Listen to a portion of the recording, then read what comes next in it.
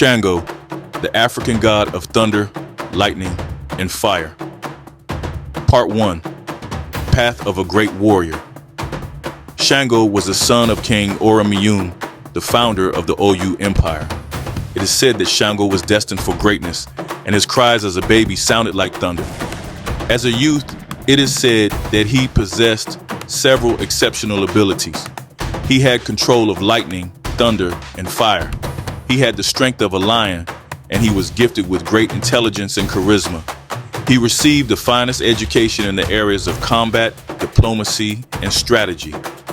Once his training was done within the kingdom, he traveled to learn more. In his travels, he learned lessons of life, warfare, and leadership. His travels led to trials in the dense forest of Yoruba, where he had to face dangerous animals and hidden foes.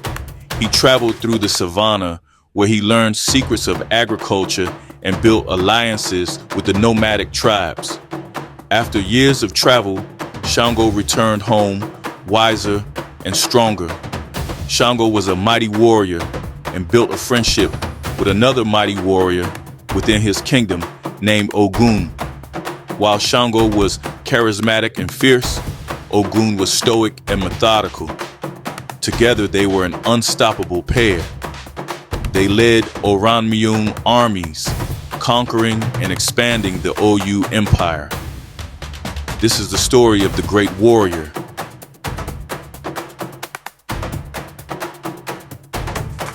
Shango, the African god of thunder, lightning, and fire. Part 2. Foundation of a king.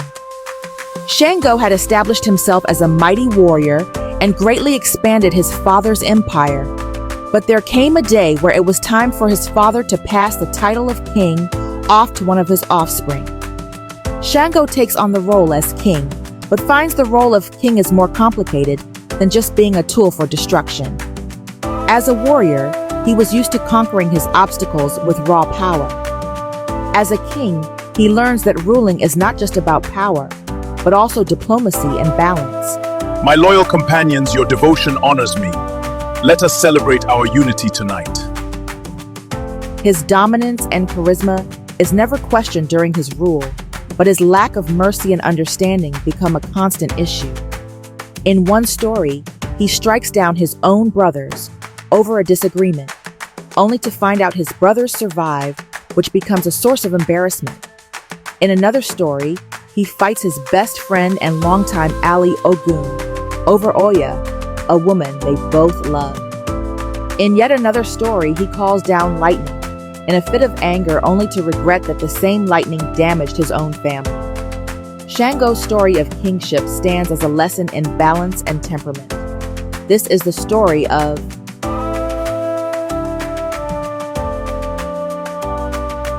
Shango the African god of thunder, lightning, and fire. Part 3. Becoming a god, Shango learned from his mistakes. What he learned was that power without restraint or justice is unbalanced. Once he learned this, he transformed. His path was that of a warrior to a king, and finally to a god. He became an idea, the living embodiment of thunder, lightning, and fire, but also the personification of justice and fairness.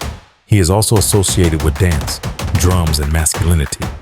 Shango became a protector and an ideal to strive for, not just because of his immense power, but also because of his responsibility in handling that power.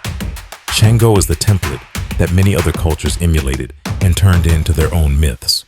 For example, there are similarities between Shango and Zeus because of the association with lightning and their legendary anger. There are similarities with Ares, the god of warfire, and masculinity because of Shango's association with warfire and manhood. The most obvious similarity is the Norse god of thunder, Thor. Not only are they both associated with thunder, lightning, and weather manipulation, but both carry a signature weapon, Thor's hammer and Shango's double-headed axe, which both almost look identical. Shango's feast day is December 4th. This is the day where Shango is honored and celebrated for his spirit, power, and attributes of social justice. This is the story of the great and powerful